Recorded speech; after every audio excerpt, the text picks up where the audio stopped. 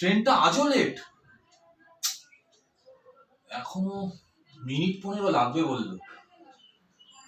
এদিকে শালা স্টেশনে একটাও লোক নেই যে একটু কথা বলবো।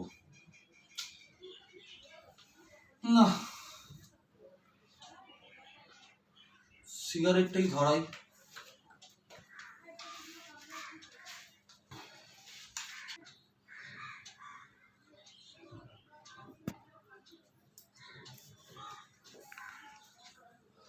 জানেন, এমনিতে আমি কিন্তু সিগারেট খাই না, আজ একটু হলো আর কি।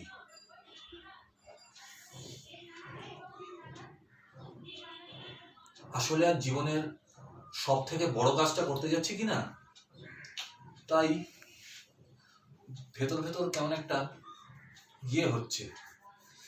আমি এই দেখুন, আমার নামটাই তো আপনাদের বলা হয়নি। অবশ্য বলেই বা কি হবে, নামে তো আপনারা আমাকে কেউ চিনবেন না।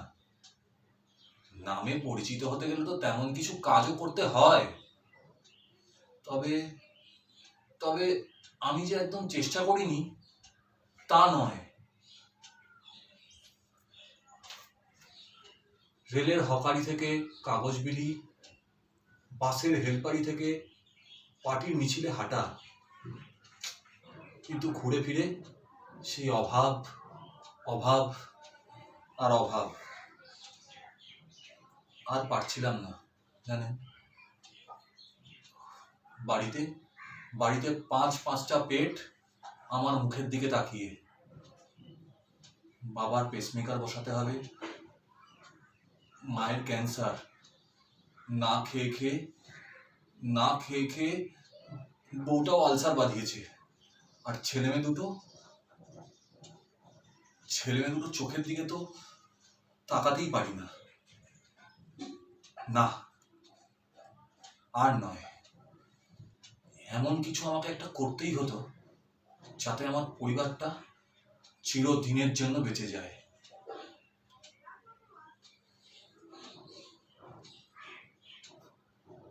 আর চিন্তা নেই, আজকের পর অন্তত আমার পরিবারের আর কাউকেই খালি পেটে ঘুমোতে হবে না।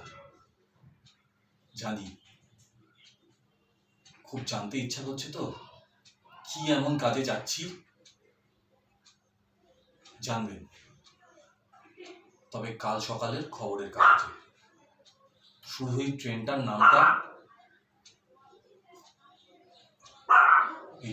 নামটা একটু মনে রাখবেন। চলি, আমার সৌভাগ্যের ট্রেন এসে গেছে। শুভরাত্রি।